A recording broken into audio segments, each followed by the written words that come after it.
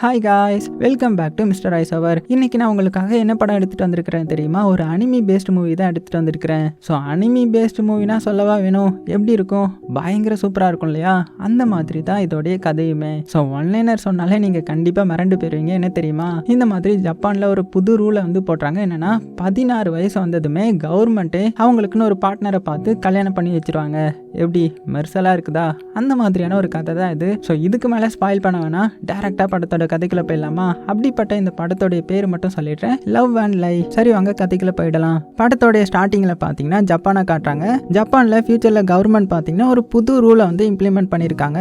அந்த ரூலோடைய பேரு the red threads of science. So என்னடா இது ரூலு அப்படின்னு கேட்டீங்கன்னா, யாரெல்லாம் 16 வயசுக்கு வராங்களோ அவங்க எல்லாருக்குமே கவர்மெண்ட் இருக்குல்ல, கவர்மெண்ட்டே ஒரு பார்ட்னரை வந்து ரெடி பண்ணி கொடுத்துரும். அதுவும் எந்த முறையில ரெடி பண்ணி கொடுக்கணும், இந்த 2 பேருக்கு என்னென்ன ஹாபிஸ் இருக்குது, என்னென்ன ஹேபிட் இருக்குது, அவங்களுக்கு என்ன சாங்ஸ் பிடிக்கும், என்ன மூவிஸ் பிடிக்கும், எந்த ஜேனர்ல மூவி பார்ப்பாங்க அப்படின்னு எல்லாத்தையுமே ரிசர்ச் பண்ணி ஒரு பெர்ஃபெக்ட் மேட்ச்னு சொல்லுவாங்க இல்லையா, கிட்டத்தட்ட ஒரு 100% எல்லாமே கரெக்டா இருந்தா மட்டும்தான் அவங்க 2 பேருக்கும் கனெக்ஷன் ஏற்படுத்தி விட்டுருவாங்க. என்னடா இது வித்தியாசமா இருக்கு அப்படின்னு தானே பாக்குறீங்க. ஸோ எதுக்காக இந்த ரூல் வச்சிருக்காங்க அப்படின்னு பார்த்தா, சக்சஸ்ஃபுல்லா மேரேஜ் லைஃபை ரன் பண்றதுக்காக. சரி அவங்க சக்சஸ்ஃபுல்லா இருக்கட்டும், அது ஓகே.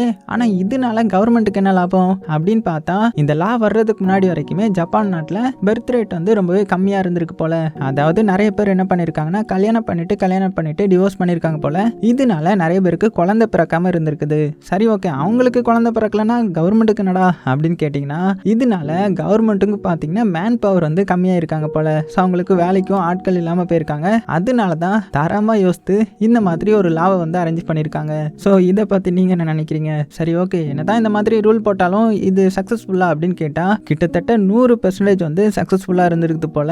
ஆனா ஒரு சில டைம்ல எங்க மிஸ்டேக் ஆகுதுன்னா, 16 வயசுக்கு முன்னாடியே இந்த பசங்கள்லாம் யாரையாவது லவ் பண்ணிட்டாங்கன்னு வச்சுக்கோங்களேன், அங்கதான் பிரச்சனையே வருது. ஸோ அவங்க என்ன பண்ணுவாங்க, இந்த கவர்மெண்ட் ரூல்லாம் எனக்கு வேணாம்ப்பா, நான் லவ் பண்ற பையனை தான் கல்யாணம் பண்ண போறேன் அப்படின்னு சொல்லுவாங்க இல்லையா. ஸோ அதுக்கு கவர்மெண்ட் என்ன சொல்லுவாங்கன்னா, சரி ஓகே அது உங்களுடைய இஷ்டம், ஆனா அதுக்கு நாங்க ஃபைன் போடுவோம், அது போக கவர்மெண்ட் கிட்ட இருந்து வர்ற நிறைய சலுகை வந்து உங்களுக்கு கிடைக்காது, பிரச்சனை இல்லையா அப்படின்ற மாதிரி ஒரு பெரிய ஆப்பா வைப்பாங்க. இருந்தாலும் கொஞ்சம் பேர் பாத்தீங்கன்னா, நான் லவ் பண்ற பையனை தான் கல்யாணம் பண்ணிப்பேன்ற மாதிரி பிடிவாதமா இருப்பாங்க. ஸோ இதெல்லாம் இப்படி இருக்க, இப்போ அப்படியே படத்தோடைய ஹீரோயினை தான் காட்டுறாங்க. ஹீரோயினுடைய பேரு மியா. அது போக இன்னைக்கு நம்ம ஹீரோயின் பார்த்தீங்கன்னா ரொம்ப சந்தோஷமா இருக்காங்க. ஏன்னா நாளைக்கு தான் நம்ம ஹீரோயினுக்கு 16 வயசு ஆக போகுது. அதனால நாளைக்கு நமக்கு வரப்போறவன் எப்படி இருக்க போறான், நான் எதிர்பார்த்த மாதிரி இருப்பானா அப்படின்னு சொல்லிட்டு ஹீரோயின் வந்து மனசுக்குள்ள நிறைய கனவுகள் வச்சிருக்காங்க. சைடில் இருக்கிற ஃப்ரெண்ட்ஸ் எல்லாத்தையுமே பார்த்தீங்கன்னா, ஏய் நாளைக்கு உனக்கு கல்யாணம், ஸோ ஜாலியாக இருக்க போற அப்படின்ற மாதிரி பயங்கரமாக கிண்டல் பண்ணிட்டு என்ஜாய் பண்ணிட்டு இருக்காங்க. ஹீரோயினும் அதை பெருசாக எடுத்துக்கல. ஏன்னா நம்ம ஹீரோயினுக்கும் அதான ஆசை, ரொம்பவே எக்ஸைட்டிங்காக நைட் எப்போ வரும்ன்ற மாதிரி வெயிட் பண்ணிட்டு இருக்கிறா. ஏன்னா நைட்டு 12 மணிக்கு நம்ம ஹீரோயின் யாரை கல்யாணம் பண்ணிக்க போறாங்களோ அவங்கள பத்தின எல்லா இன்ஃபர்மேஷனும் கவர்மெண்ட்டே பார்த்தீங்கன்னா அனுப்பி வச்சிரும். ஸோ அதனால பயங்கர ஆர்வமா அப்படியே ஸ்கூல் முடிச்சுட்டு வீட்டுக்கு போயிட்டு இருக்கும்போது ஹீரோயினுடைய சைல்ட்ஹுட் ஃப்ரெண்டான யூட்டோ வந்து நம்ம ஹீரோயினை மீட் பண்றான். ஸோ அந்த யூட்டோ தான் இந்த படத்தோட ஹீரோ மாதிரி. நம்ம ஹீரோவை பத்தி சொல்லி ஆகணும்னா, நம்ம ஹீரோவும் ஹீரோயினுடைய கிளாஸ் தான் படிக்கிறான். அது போக நம்ம ஹீரோ வந்து பார்க்கறதுக்கு ரொம்பவே அழகா இருக்கிறதுனால நிறைய பொண்ணுங்க வந்து நம்ம ஹீரோ பின்னாடி சுத்துவாங்க. இருந்தாலும் நம்ம ஹீரோ யார் பின்னாடி சுத்துறான் அப்படின்னு பார்த்தீங்கன்னா, ஹீரோயின் பின்னாடி தான். ஆமா, நம்ம ஹீரோ வந்து ஹீரோயினா லவ் பண்றான். ஆனா இது வரைக்கும் வெளியில சொல்லிக்கிட்டது கிடையாது. இப்போ வர ஹீரோயின் வந்து ரொம்பவே சந்தோஷமா இருக்காங்கல்ல. ஸோ இதெல்லாம் பார்த்ததுமே நம்ம ஹீரோவுக்கு கஷ்டமா இருக்குது. எப்படி நான் ஹீரோயின் கிட்ட சொல்றது, என்னுடைய மனசுல இருக்கிறது எல்லாத்தையுமே சொல்லணுமே. ஏன்னா இன்னைக்கு நைட்டோட அவளுக்கு கவர்மெண்ட்டே மாப்பிள்ள பார்த்து அனுப்பிடும். அதுக்கப்புறம் அவ என்ன ஃப்ரெண்டா கூட பார்க்க மாட்டாளோ, ஸோ எப்படியாவது அவகிட்ட சொல்லிடணும் அப்படின்ற மாதிரி ஒரு நடுக்கத்தோடய வரான். ஏன்னா ஹீரோ ஒரு சைட் டைப் பண்றதுனால இது வரைக்கும் ஹீரோயின் கிட்ட லவ் பத்தி பேசியிருக்க கூட மாட்டான். ஸோ ஒரு பெஸ்ட் ஃப்ரெண்டா தான் இருந்திருப்பான். ஸோ இப்படி இருக்க அவங்க 2 பேரும் அப்படியே நடந்து பேசி வந்துட்டு இருக்கும்போது நைஸா நம்ம ஹீரோ என்ன சொல்றான்னு பாத்தீங்கன்னா, நீ தானே என்னுடைய ஃபர்ஸ்ட் கிஸ்ஸர் அப்படின்ற மாதிரி பேசிட்டு இருக்கிறான். என்ன நீ அதெல்லாம் ஞாபகப்படுத்திட்டு இருக்கிற அப்படின்னு ஹீரோயின் அப்படியே சிரிச்சுக்கிட்டே நினைச்சு பாக்குறாங்க. என்னன்னா ஹீரோவும் ஹீரோயினும் சின்ன குழந்தையா இருக்கும்போது ஒரு மேடை நாடகத்துல நடிச்சிருப்பாங்க. அதுல நம்ம ஹீரோ வந்து பிரின்ஸை வந்து ஆக்ட் பண்ணிருப்பான். ஹீரோயின் வந்து ஒரு சைடு ஆக்டரா தான் இருந்திருப்பாங்க. ஸோ அந்த டிராமாவோட எண்டிங்ல வந்து பிரின்ஸ் வந்து பிரின்சஸை வந்து கிஸ் பண்ணணும். அதனால அப்படியே பக்கத்துல போகும்போது இங்க நம்ம ஹீரோயினுக்கு வந்து சின்ன வயசுல என்ன நினைச்சாங்கன்னே தெரியல, நான் தான் பிரின்சஸா இருக்கணும், அந்த பொண்ணு இருக்கக்கூடாது அப்படின்னு சொல்லிட்டு வேகமா வந்து நம்ம ஹீரோ வந்து கிஸ் பண்ணிருப்பாங்க. ஸோ அதெல்லாம் நினைச்சு பார்த்து நம்ம ஹீரோ சும்மா கிண்டல் அடிச்சு பேசிட்டு இருக்க, டேய் அமைதியாரா, ஏன் இதெல்லாம் ஞாபகப்படுத்துற, கொஞ்சம் எனக்கே இப்படிலாம் நான் பண்ணனான்ற மாதிரி இருக்குல்ல அப்படின்னு சொல்லிட்டு ஜாலியா பேசிட்டு பாத்தீங்கன்னா அப்படியே வீட்டுக்கு வந்துட்டாங்க. ஸோ இப்போ அப்படியே நைட் ஆகுது. நம்ம ஹீரோயின் வந்து ரொம்பவே நர்வஸா இருக்கிறாங்க. அது போக ஹீரோயினுடைய அப்பா அம்மாவும் பார்த்தீங்கன்னா ரொம்பவே ஆர்வமாக இருக்காங்க. நம்ம பொண்ணுக்கு எப்படிப்பட்ட பையன் வரப்போகிறான், அவன் பார்க்க எப்படி இருப்பான் அப்படின்னு சொல்லிட்டு ஆர்வமாக இருக்கிறாங்க. ஆனால் அந்த வீட்டில் இருக்கிற ஹீரோயினுடைய மாமாவை பார்த்தீங்கன்னா அப்படியே அமைதியாக இருக்கிறாரு. அது போக ஹீரோயினுடைய அம்மா அப்பா இருக்காங்கல்ல, அவங்களுக்கும் கவர்மெண்ட்டே பார்த்து தான் கல்யாணம் பண்ணி வச்சிருக்கோம். அதனால அவங்க ரொம்பவே சந்தோஷமாக தான் இருக்கிறாங்க. ஆனால் இந்த மாமாவை பார்த்தீங்கன்னா எப்போதுமே அமைதியாக இருப்பார். ஸோ அவருக்கு அப்படி என்ன பிரச்சனைன்னு தெரியல. ஸோ அதை பற்றி இவங்க யாருமே பேசிக்க மாட்டாங்க. ஸோ இப்படி இருக்க இன்னும் கொஞ்ச நேரத்தில் ஹீரோயினுக்கு பர்த்டே வந்துடும் இல்லையா, அதனால அவங்க நம்ம ஹீரோயினுக்கு வாங்கி வச்ச கிஃப்ட்டை கொடுக்க அதில் ஒரு சூப்பரான ட்ரெஸ் இருக்குது. அதையும் எடுத்து வச்சுட்டு நம்ம ஹீரோயின் அப்படியே படுக்கிறாங்க.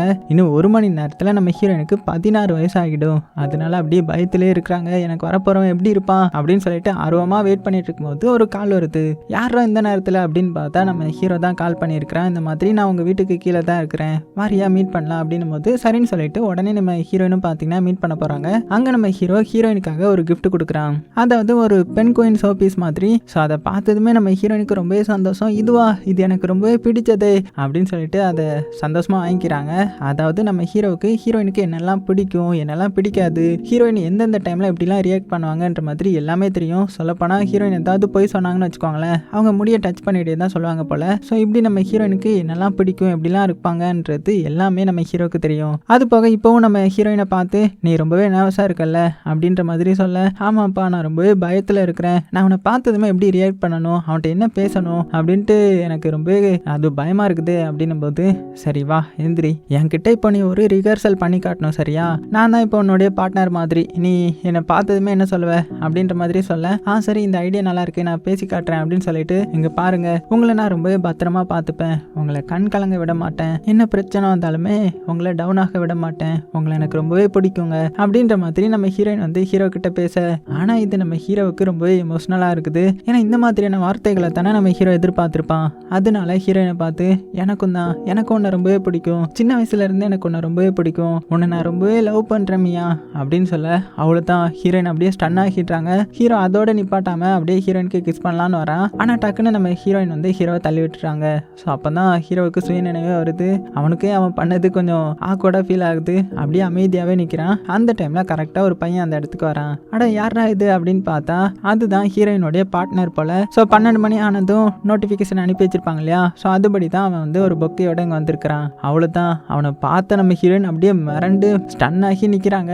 என்னன்னு பார்த்தா நம்ம ஹீரோயின் எப்படிலாம் எதிர்பார்த்துருப்பாங்க, நமக்கு வரப்போகிற பையன் இந்த அளவுக்கு இருக்கணுன்ற மாதிரி, அதை விட ரொம்பவே அதிகமாக இந்த பையன் இருக்கிறான், இந்த பார்ட்னர் இருக்கிறான். அவ்வளோதான் அவனுடைய அழகில் அப்படியே பார்த்துட்டு இருக்கும்போது இங்கே நம்ம யூடியூப் வந்து மறந்துடுறாங்க நம்ம ஹீரோயின். ஸோ இதை நம்ம ஹீரோ புரிஞ்சுக்கிட்டு சரி ஓகே அவள் கொஞ்சம் டைம் ஸ்பெண்ட் பண்ணட்டும் அப்படின்னு சொல்லிட்டு, சரி ஓகே நீங்கள் பேசுங்க நான் வரேன் அப்படின்னு சொல்லிட்டு அங்கேருந்து அப்படியே கிளம்பிட்டான். இங்கே நம்ம ஹீரோயினுக்கு பார்ட்னரை பார்த்த சந்தோஷம் இன்னுமே போகலை. ஸோ இவங்ககிட்ட பேசலான்ற மாதிரி வராங்க. ஆனால் அதுக்குள்ளேயே இந்த பார்ட்னர் ஒரு அட்ரஸை கொடுத்து நாளைக்கு கரெக்டாக இங்கே வந்துருங்க, இங்கே நம்ம பேசலாம் அப்படின்னு சொல்லிட்டு சொல்லாமல் அங்கேருந்து அப்படியே கிளம்புறான். ஹீரோயினும் என்ன இவன், நான் எவ்வளோ எக்ஸைட்டாக இருந்தேன் அந்த அளவுக்கு இவன் இல்லை போல அப்படின்னு சொல்லிட்டு நைட்டு அதே யோசிச்சுட்டு பார்த்தீங்கன்னா, அதாவது இந்த பையன் எவ்வளோ அழகாக இருந்தான் அதை பற்றி யோசிச்சுட்டு அப்படியே பார்த்தீங்கன்னா தூங்குறாங்க. இப்போ அடுத்த நாள் ஆகுது. அந்த பையன் ஒரு அட்ரஸ் கொடுத்துருப்பான் இல்லையா, அந்த ரெஸ்டாரண்ட்டுக்கு நம்ம ஹீரோயின் போகிறாங்க. அதை பார்த்தா ஒரு மிகப்பெரிய ரெஸ்டாரண்ட். ஸோ இப்போ தான் நமக்கே தெரியுது இந்த பார்ட்னர் இருக்கான் இல்லையா, அவன் மிகப்பெரிய பணக்காரன். என்னன்னா இந்த பார்ட்னருடைய அப்பா வந்து ஒரு பெரிய ஹாஸ்பிட்டல் வச்சிருப்பாரு. ஸோ இன்னைக்கோ ஒரு நாள் அதோடைய சொத்து எல்லாமே நம்ம பார்ட்னருக்கு தானே வரப்போகுது. அதனால அவன் ரொம்ப பெரிய பணக்காரன். அது போக இவனுக்கும் மெடிக்கல் ஃபீல்டில் பெருசாக அச்சீவ் பண்ணணுன்றது தான் ரொம்பவே ஆசை. ஸோ இப்போ இங்கே வந்ததுக்கு அப்புறமுமே 2 பேரும் அப்படியே அமைதியாகவே உட்காந்துருக்காங்க. நம்ம ஹீரோயின் தான் எல்லாருக்கிட்டையும் நல்லா பேசுவாங்கல்ல, அதனால சரி ஓகே இந்த ஆக்வர்ட்னஸை குறைக்கலாம் அப்படின்னு சொல்லிட்டு பேச ஆரம்பிக்கிறாங்க. ஆனால் அதுக்குள்ளேயே இந்த பார்ட்னர் வந்து நம்ம ஹீரோயினை ஸ்டாப் பண்ணிட்டான். ஓவரா பேச வேணாம், வா வெளியில் போகலாம் அப்படின்னு சொல்லிட்டு கையை பிடிச்சிட்டு அப்படியே வெளியில் வந்துடுறான். ஸோ இந்த மாதிரி பார்ட்னர் அதிகமாக பேச மாட்டான் போல. இங்கே நம்ம ஹீரோயினுக்கு கையை பிடிச்சதுமே அவ்வளோ சந்தோஷமாகிடுது, அவ்வளோ ரொமான்டிக்காக ஃபீல் பண்ணுறாங்க. இப்படி அவங்க வெளியில் வந்ததுமே இந்த பார்ட்னரை பார்த்தீங்கன்னா, ஆமாம் அந்த யூட்டோ யாரு, அன்னைக்கு ஒரு பையன் நின்னால அவன் கூட அப்படின்னு கேட்கும்போது நம்ம ஹீரோயினும் சொல்ல வராங்க. ஆனால் அதுக்குள்ளே அதெல்லாம் எனக்கு தேவையில்லை, நீ யாருக்கிட்ட வேணாலும் பேசிக்கோ, எத்தனை பெஸ்டி வேணாலும் வச்சுக்கோ, எனக்கெல்லாம் அதெல்லாம் பிரச்சனை கிடையாது, நானும் அதில் தலையிட மாட்டேன் அப்படின்ற மாதிரி அவன் பாட்டுக்கு பேசிட்டு அங்கேருந்து நடந்து போகிறான். நம்ம ஹீரோயின் சொல்ல வர்றதை கவனிக்க கூட இல்லை. இப்போ அடுத்த நாள் ஆகுது. நம்ம ஹீரோயின் ஸ்கூலில் இருக்காங்க. ஹீரோயினுடைய அந்த பார்ட்னரை பார்த்து மற்ற எல்லாத்துக்கும் அவ்வளோ போறாம, என்னடா இவன் இவ்வளோ அழகாக இருக்கிறான், ரிச்சாக இருக்கிறான், ஹாட்டாக வேற இருக்கிறான் நடி அப்படின்னு சொல்லிட்டு ஹீரோயினை புகழ்ந்து தள்ளுறாங்க. நம்ம ஹீரோயினுக்கும் ஆமாம் அவனை பற்றி எனக்கு தானே தெரியும், சிரிக்க கூட மாட்டான் அப்படின்னு சோகமாக பார்ட்னரே பற்றி நினச்சிட்டு இருக்காங்க. ஸோ இப்படி இருக்க அடுத்தது டேட்டிங் போகலான்னு சொல்லிட்டு நம்ம பார்ட்னரும் ஹீரோயினும் பார்த்தீங்கன்னா வெளியில் வந்திருக்காங்க. ஆனால் என்னதான் டேட்டிங் வந்தாலுமே நம்ம ஹீரோயின் வந்து என்ஜாய் பண்ணவே இல்லை. ஏன்னா அந்த பார்ட்னர் இருக்கான் இல்லையா, அவன் அதிகமாக பேச மாட்டான், வேக வேகமாக முன்னாடி நடந்து போயிடுவான். இன்னும் மெயினானது என்னன்னா சிரிக்க கூட மாட்டான், எப்போதுமே அமைதியாக தான் இருப்பான். ஸோ இப்படி இவங்க 2 பேரும் டேட்டிங் வர்ற எல்லா நாளுமே இந்த பார்ட்னர் வந்து ஹீரோயின் கூட அதிகமாக பேசாமல் இந்த மாதிரி இருக்கிறதுனால நம்ம ஹீரோயினுக்கு ஒரு கட்டத்தில் என்னடா அவன் இப்படி இருக்கிறான், யாரோ நம்மளை ஃபோர்ஸ் பண்ணி இந்த டேட்டிங் வர வைக்கிற மாதிரியே எனக்கு ஃபீலிங் கொடுக்குறானே, ஏன் இவன் இப்படி இருக்கிறான் அப்படின்ற மாதிரி ஃபீல் பண்ண ஆரம்பிக்கிறாங்க. சரி ஓகே, இது எல்லாத்துக்கும் காரணம் அவன் பெரிய பணக்காரனாக இருக்கான்ல, அதனால என்னுடைய ட்ரெஸ்ஸிங் சென்ஸையும் அப்படி எதிர்பார்க்குறான் போல அப்படின்னு சொல்லிட்டு அடுத்த டேட்டுக்கு வரும்போது நல்லா சூப்பராக ரிச்சாக ட்ரெஸ் பண்ணிட்டு பயங்கரமாக நம்ம ஹீரோயின் வந்து வராங்க.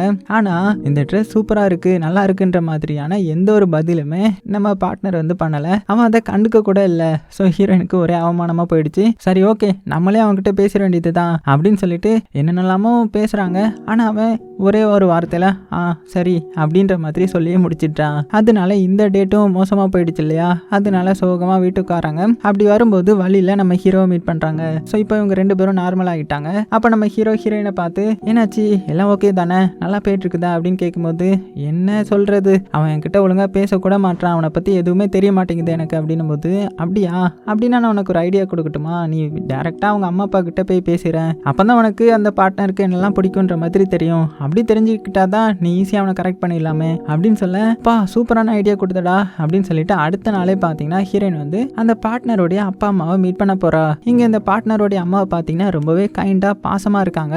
ஆனால் அந்த பார்ட்னருடைய அப்பா இருக்கார்ல, அவர் ரொம்பவே டெரர் பீஸ் போல ஸ்ட்ரிக்டாக இருப்பார் போல. அதனால ஹீரோயின் கிட்ட இங்கே பாரு, நீ தான் என்னுடைய பையனுக்கு பார்ட்னர் ஆக போறியா, ஸோ ஒழுங்காக இருக்கணும் சரியா, டீசெண்டாக டிசிப்ளினாக இருக்கணும் அப்படின்ற மாதிரி பேசிட்டு இருக்க. இது எல்லாத்தையுமே சைடில் இருந்து நம்ம பார்ட்னர் வந்து கேட்டுடுறான். உடனே வேகமாக வந்து அப்பா கிட்டேயே, அப்பா நீங்கள் சின்ன வயசுலேருந்து இப்படி தான் கண்டிப்பாக இருந்திருக்கீங்க, என்கிட்ட நீங்கள் பாசமே காட்டினது கிடையாது, நான் இவ்வளோ நாள் ஒரு சிறை வாழ்க்கையை தான் வாழ்ந்துருக்கிறேன், ஆனால் நான் வேற என்னுடைய பார்ட்னர் வேற, என்னுடைய பார்ட்னர் விஷயத்தில் நீங்கள் தலையிடாதீங்க, அவள் என்னெல்லாம் பண்ணுன்றத அவள் தான் முடிவு எடுக்கணும், நீங்கள் இதுக்குள்ளே வராதிங்க சரியா அப்படின்ட்டு அப்போ பயங்கரமாக திட்டிட்டு அங்கேருந்து பார்த்தீங்கன்னா அப்படியே ஹீரோயினை வெளியில் கூட்டிகிட்டு வந்துடுறான். அவ்வளோதான், இதனால இங்கே நம்ம ஹீரோயினுக்கு ரொம்ப ரொம்ப சந்தோஷமாக இருக்குது, நமக்காக இப்படி பேசியிருக்கானே அப்படின்னு சொல்லிட்டு, இருந்தாலும் ஒரு பக்கம் அப்பா கிட்ட இப்படி அவன் பேசிட்டானே அப்படின்னு கஷ்டமாகவும் இருக்குது. அப்போ நம்ம பார்ட்னரை பார்த்தீங்கன்னா என்னை மன்னிச்சிரு, நான் உனக்கு ஒரு நல்ல பார்ட்னராக இல்லைன்னு நினைக்கிறேன் அப்படின்னும் போது இல்லை அப்படிலாம் சொல்லாத, நீ எவ்வளோ நல்லவன் தெரியுமா, நான் கூட உன்னை நினச்சி பயந்தேன் நீ எப்படி இருப்பியோன்னு, ஆனால் எனக்காக நீ உன்னுடைய அப்பா கிட்ட பேசி சண்டை போட்டு பார்த்தியா, அப்போவே நீ ஒரு நல்ல பையன்றதை ப்ரூவ் பண்ணிட்ட, எனக்கு உன்னை ரொம்ப பிடிச்சிருக்குது அப்படின்ற மாதிரி பார்ட்னர்கிட்ட பேச கரெக்டாக நம்ம ஹீரோயின் போக வேண்டிய பஸ்ஸும் வருது. சரி ஓகே நான் கிளம்புறேன் அப்படின்னு சொல்லிட்டு ஹீரோயின் கிளம்புறாங்க.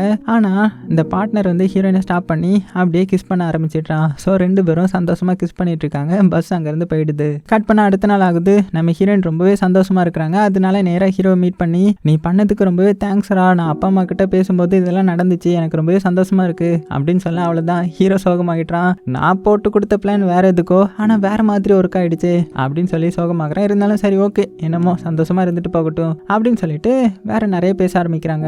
அப்பதான் தெரிய வருது இன்னும் கொஞ்ச நாள்ல நம்ம ஹீரோவுக்கும் பர்த்டே வரப்போகுது போல. அதனால நம்ம ஹீரோவுக்கும் புது பார்ட்னர் வந்து வரப்போறாங்க இல்லையா, அந்த எக்ஸைட்ல இருப்பான்னு பார்த்தா அவன் அதை பத்தி சுத்தமா கண்டுக்கல. ஏன்னா இவனுக்கு பிடிச்சது ஹீரோயின் தான். ஸோ ஹீரோயினுக்கே என்ன இந்த மாதிரி கண்டுக்காம விட்டுட்டா, அப்புறம் எதுக்கு எனக்கு புது பார்ட்னர்லாம் அப்படின்னு சொல்லிட்டு அதை பெருசாவே எடுத்துக்கல. இப்படி இருக்க இங்க பார்ட்னரும் நம்ம ஹீரோயினும் பார்த்தீங்கன்னா அடுத்த டேட்டிங் போறாங்க. அந்த டேட்டிங்ல நம்ம ஹீரோயின் பார்த்தீங்கன்னா ஹீரோவுக்கு பர்த்டே வரப்போகுது இல்லையா, அதனால ஏதாவது ப்ரெசென்ட் பண்ணுன்றதுக்காக ஒரு ஸ்கார்ஃப் மாதிரி ஒன்று வாங்குறாங்க. ஸோ இதை பார்த்ததுமே இந்த பார்ட்னருக்கு வந்து இப்போ கொஞ்சம் பொசசிவ் ஆகுது. அதனால அப்படியே சோகமாவே இருக்கிறான். அதுக்கப்புறம் ஒரு அக்வாரியமுக்கு போறாங்க. அங்க போகும்போது கூட அந்த பார்ட்னர் வந்து சோகமா இருக்கிறான். ஸோ இது வந்து நம்ம ஹீரோயினும் கவனிக்கிறாங்க. அப்பதான் தெரிய வருது நம்ம ஹீரோவுக்கு வந்து அந்த ஸ்கார்ஃப் வாங்கினதுனால தானே இவன் பொசசிவ் ஆகுறான் அப்படின்னு சொல்லிட்டு நேராக அவன்கிட்ட வந்து நீ ஹீரோ மேல பொசசிவ் ஆகுறியா, ஸோ எனக்கு இதனால ரொம்பவே சந்தோஷமா இருக்குது, ஏன்னா நீ என்ன லவ் பண்றதுனால தானே பொசசிவ் ஆகுற அப்படின்னு சொல்லிட்டு சந்தோஷப்பட. இப்பதான் அந்த பார்ட்னரும் பார்த்தீங்கன்னா ஹீரோயினை பார்த்து அப்படியே ஸ்மைல் பண்றான். பரவாயில்லையே நீ சிரிக்கலாம் செய்வியா அப்படின்னு சொல்லிட்டு. ஸோ மறுபடியும் பார்த்தீங்கன்னா இவங்க அந்த ஜாலியான மூடுக்கு வராங்க. அதனால அப்படியே கிஸ் பண்ணிக்கிறாங்க. ஸோ கட் பண்ண அடுத்த சீன்ல நம்ம ஹீரோயின் வந்து ஹீரோ மீட் பண்ணி அவனுடைய பர்த்டே ப்ரெசென்ட்டா அந்த ஸ்கார்ஃப் வந்து கொடுக்குறாங்க. சரி ஓகே உன்னுடைய பார்ட்னர் உனக்கு வந்து பார்ட்னரை பத்தி நோட்டிஃபிகேஷன் அப்படின்னு கேட்கும்போது வந்துச்சு, அவ ஏதோ இந்த கண்ட்ரிக்கு அந்த சைடில் இருக்கலாம், கிட்டத்தட்ட வர்றதுக்கு ஒரு 5-6 மணி நேரம் ஆகும், அதனால தான் நாங்கள் லீவ் டைம்ல மீட் பண்ணலாம் அப்படின்னு ஒரு பிளான் வச்சிருக்கோம் அப்படின்னு ஒரு பெரிய இன்ட்ரெஸ்டே இல்லாத மாதிரி சொல்ல. ஸோ ஹீரோவுக்கு ஏதாவது பண்ணணும், அவனுக்கு இன்னைக்கு பர்த்டே, ஸோ அவனை எங்கேயாவது வெளியில கூட்டிட்டு போகலாம் அப்படின்னு சொல்லிட்டு என்ன பண்றானா அந்த பார்ட்னர் கூட டேட்டிங் போகும்போது ஹீரோவையும் கூடயே கூட்டிட்டு வரா. ஸோ இதை பார்த்து அந்த பார்ட்னர் வந்து ஃபர்ஸ்ட் முறைச்சிட்டே இருக்கிறான் ஹீரோவை பார்த்து. ஆனால் போக போக தான் பசங்க எல்லாருமே க்ளோஸ் ஆகிடுவாங்க இல்லையா, அதே மாதிரி 2 பேரும் பயங்கர க்ளோஸ் ஆகிட்டாங்க, அதாவது ஹீரோவும் இந்த பார்ட்னரும். ஸோ இதை பார்த்ததுமே ஹீரோயினுக்கும் சந்தோஷம், நல்ல வேலைடா இவங்க 2 பேரும் ஃப்ரெண்ட் ஆகிட்டாங்கன்ற மாதிரி. அதுக்கப்புறம் அப்படியே ஒரு இடத்துக்கு வந்ததுமே ஷாப்பிங் போகிறாங்க. நம்ம ஹீரோயின் மட்டும் வெளியில், நம்ம ஹீரோ அந்த பார்ட்னரும் மட்டும் நின்று பேசிட்டு இருக்காங்க. அப்போ நம்ம ஹீரோவுக்கு கொஞ்சம் பொசசிவ் ஆகுது. அதனால டேரெக்டாக அந்த பார்ட்னரை பார்த்து, உனக்கு ஹீரோயினுக்கு என்னெல்லாம் பிடிக்கும், அவளுடைய மேனரிசம் என்ன, அவளுடைய ஆம்பிஷன் என்ன அப்படின்றது ஏதாவது உனக்கு தெரியுமா அப்படின்ற மாதிரி ஒரு கொஸ்டினை கேட்க நம்ம பார்ட்னருக்கு ரொம்பவே கில்ட்டியாக இருக்குது. ஏன்னா அது எதுவுமே அவனுக்கு தெரியாது. ஸோ அதனால அமைதியாகவே இருக்கிறான். உடனே ஹீரோயினுக்கு நீ கரெக்டான ஆள்லாம் கிடையாது, அவளை பற்றி எதுவுமே தெரியாமல் இருந்தா அவளை எப்படி நீ நல்லா பார்த்துப்ப அப்படின்ற மாதிரி அவன் சொல்ல, அவ்வளோதான் இங்கே இவங்க 2 பேரும் சண்டை போட ஆரம்பிச்சிட்டாங்க. இதை நம்ம ஹீரோயின் பார்த்துட்டு, ஐயோ கொஞ்ச நேரம் விட்டுட்டு போனால் இப்படி தான் சண்டை போடுவீங்களாடா அப்படின்னு சொல்லிட்டு வேகமாக வந்து தடுத்துட்டாங்க. ஸோ நம்ம ஹீரோ பார்த்தீங்கன்னா எதுவும் பேசாமல் அங்கேருந்து அப்படியே கிளம்பிடுறான். ஸோ அப்படியே நாட்களும் போகுது. நம்ம ஹீரோவை பார்த்தீங்கன்னா ஸ்கூலுக்கு வர்றதே அப்படியே ஸ்டாப் பண்ணிடுறான், ரொம்ப நாள் ஸ்கூலுக்கு வரல. ஸோ இதனால ஹீரோனுக்கு கஷ்டமாக இருக்குது, ரொம்ப ரொம்ப ஃபீல் பண்ணுறாங்க. அப்போ அன்னைக்கு நைட்டு பார்த்தீங்கன்னா நம்ம பார்ட்னர் பையன் ஹீரோயினுக்கு கால் பண்ணுறான். கால் பண்ணி, இந்த மாதிரி நான் டோக்கியோவுக்கு போகலான் இருக்கிறேன், அங்கேயே ஸ்டே பண்ணலான் இருக்கிறேன், ஏன்னா அங்கே நான் படிக்கிறதுக்கு ஒரு சூப்பரான யூனிவர்சிட்டியில் எனக்கு சீட் கிடச்சிருக்குது. ஸோ இப்போ நான் எதுக்கு உனக்கு கால் பண்ணேன்னா, நீனும் என் கூட வந்துடுறியா, ஏன்னா இந்த லாங் டிஸ்டன்ஸ் ரிலேஷன்ஷிப்லலாம் எனக்கு நம்பிக்கை இல்லை, நீயும் என் கூட வந்துடுறியா அப்படின்ற மாதிரி கேட்குறான். ஸோ ஹீரோயினுக்கு உடனே எப்படி பதில் சொல்ல முடியும், ஸோ நான் யோசித்து சொல்கிறேன் அப்படின்ற மாதிரி சொல்லிடுறாங்க. ஏன் அப்படி சொல்லியிருந்திருப்பாங்கன்னா, இப்போ இங்கேருந்து இட்டாலி போனோன்னா 2 பேரும் கல்யாணம் பண்ணிட்டு தானே 6 வருஷம் ஸ்டே பண்ண முடியும். ஸோ அதுக்காக தான் என்ன பண்ணலாம் ஏது பண்ணலாம் அப்படின்னு ஒரு குழப்பத்தில் இருக்கிறதுனால இவங்க எதுனால அவங்க மாமா கிட்ட கேட்பாங்க, ஏதாவது இந்த மாதிரி சிச்சுவேஷன் வந்தா. ஸோ அதனால உடனே அவங்க மாமாவை மீட் பண்ணுறதுக்காக மாமா வீட்டுக்கு வராங்க. அங்கே அவர் சிங்கிளாக தானே வாழ்ந்துட்டு இருக்கிறாரு. அப்போ அவர்கிட்ட இந்த மாதிரி என்னுடைய பார்ட்னர் வந்து என்னை இட்டாலிக்கு கூப்பிடுறான், அங்கே தான் இனிமேல் 6 வருஷம் இருக்க முடியுமா, ஸோ என்ன பண்ணுறது மாமா நீங்களே சொல்லுங்கன்ற மாதிரி கேட்கும்போது மாமா இப்போ தான் அவருடைய லைஃப்பை சொல்கிறாரு. ஸோ இவருடைய லைஃப்பில் என்ன இருக்குன்னா, இவரும் கல்யாணம் பண்ணிட்டு வெளிநாட்டில் போய் செட்டில் ஆகிருப்பாரு. ஆனால் அங்கே அவங்களுக்கு தகராறு தான் வந்து இவங்களுடைய ஒய்ஃப் வந்து இன்னொருத்தங்களை லவ் பண்ணி கல்யாணம் பண்ணியிருந்திருப்பாங்க. ஸோ இதெல்லாம் சொல்லிட்டு, நீ அந்த பார்ட்னர் கூட 100% ஹாப்பியாக இருப்பேன்னு மட்டும் தோணுச்சுன்னா நீ அங்கே போ, ஏன்னா கவர்மெண்ட்டாக சேர்த்து வைக்கிற கல்யாணம் தான் இது. ஸோ என்னை பொறுத்தவரை இந்த கவர்மெண்ட் சொல்கிற கல்யாணத்தை விட நம்ம லவ் பண்ணுறவங்கள கல்யாணம் பண்ணி இந்த பெனால்ட்டியோடய நம்ம இங்கே வாழ்ந்துடலாம் அப்படின்ற மாதிரி சொல்ல. ஸோ மாமா இந்த மாதிரி சொன்னாலுமே ஹீரோயினுக்கு ஒரு தெளிவு இருந்திருக்கும். சரி ஓகே நம்ம பார்ட்னர் கூட போயிடலாம் அப்படின்னு சொல்லிட்டு பார்ட்னர் கூட போகிறதுக்கு ஓகேன்ற மாதிரி சம்மதிச்சிருப்பாங்க. ஸோ இதனால நம்ம பார்ட்னருக்கு ரொம்பவே சந்தோஷம். அது போக இந்த டோக்கியோவில் இப்போ ஓப்பன் கேம்பஸ் ஈவெண்ட் மாதிரி ஒன்று வச்சிருக்காங்க போல, அதுக்கு நம்ம பார்ட்னர் போகணும். போகும்போதே சரி ஓகே இப்போ நீ என் கூட வரியா, நம்ம சும்மா சுற்றி பார்த்துட்டு வரலாம் அப்படின்னு சொல்ல நம்ம ஹீரோயினும் பார்த்தீங்கன்னா பார்ட்னர் கூட கிளம்பி டோக்கியோவுக்கு போகிறாங்க. ஸோ அங்கே போனதுமே அந்த ஈவெண்ட்லையும் கலந்துக்கிறாங்க. அந்த ஈவெண்ட் ரொம்பவே மோசமாக போகுது போல, ஹீரோயினுக்கு போர் அடிக்குது. அதனால நம்ம பார்ட்னர் வந்து ஹீரோயினை கூட்டிட்டு அப்படியே வெளியில் வந்து நிறைய சாப்பிட்றாங்க, புது புது இடத்துக்குலாம் போகிறாங்க, சூப்பராக என்ஜாய் பண்ணுறாங்க. இப்படி அந்த நாளே ரொம்பவே நல்லா போகுது இவங்க 2 பேருக்கும். அதுக்கப்புறம் கடைசியாக நம்ம பார்ட்னர் வந்து நம்ம ஹீரோயினை ஒரு சர்ச்சுக்கு கூட்டிட்டு வரான். அங்கே கூட்டிட்டு வந்து ஒரு சின்ன பாக்ஸ் மாதிரி கொடுத்து ஓப்பன் பண்ணுறான். உள்ள பார்த்தா ஒரு என்கேஜ்மெண்ட் ரிங் இருக்குது. அவ்வளோதான். இதை பார்த்த ஹீரோயினுக்கும் ரொம்பவே சந்தோஷமாகிடுது. இந்த பார்ட்னரும் என்ன கல்யாணம் பண்ண ஒத்துக்கிறியா அப்படின்னு கேட்க ஹீரோயினும் ஆன்ற மாதிரி தலையாட்டுறாங்க. ஸோ ரிங்கையும் போட்டு விடுறான். அதனால இன்னும் கொஞ்ச நாள்ல இவங்களுக்கு கல்யாணம் வச்சு ஆகணும். ஸோ அதுக்கப்புறம் ஊருக்கு வந்ததுமே நம்ம ஹீரோயின் வந்து இதை பற்றி ஸ்கூல்லே அனௌன்ஸ் பண்ணுறாங்க. சந்தோஷமா எல்லாருமே சந்தோஷமாகறாங்க. இருந்தாலும் நம்ம ஹீரோயின் ஹீரோவை மிஸ் பண்ணுறாங்க, ஏன்னா ஹீரோ இன்னுமே ஸ்கூலுக்கு வரல. அப்புறம் அந்த வெட்டிங் இன்விடேஷனையும் நம்ம ஹீரோக்கு அனுப்பிடுறாங்க. ஆனால் அவன் அதை பார்த்துட்டு பெருசாக கண்டுக்காம அதை தூர போட்டுடுறான். ஸோ வெட்டிங்க்கு இன்னுமே கொஞ்ச நாள் தானே இருக்குது, அதனால ஏகப்பட்ட ஒர்க் இருக்குது உங்களுக்கு. ஸோ என்ன ட்ரெஸ் வாங்கலாம், எப்படிலாம் பண்ணலாம் அப்படின்னு நம்ம ஹீரோயின் யோசிச்சுட்டே இருக்காங்க. இருந்தாலும் ஹீரோவை நினச்சும் ரொம்பவே மிஸ் பண்ணுறாங்க, ஏன்னா ரொம்ப நாளாக ஹீரோ மீட் பண்ணியிருக்க மாட்டாங்க இல்லையா, சின்ன வயசுலேருந்து ரொம்பவே பெஸ்ட் ஃப்ரெண்ட் இல்லையா, அதனால ரொம்ப ரொம்ப மிஸ் பண்ணுறாங்க. இப்படி இருக்கா. அடுத்தது ட்ரெஸ் வாங்கலான்ற மாதிரி போகும்போது இப்போ தான் இவங்க 2 பேருக்குள்ளேயும் சண்டை வர ஆரம்பிக்குது.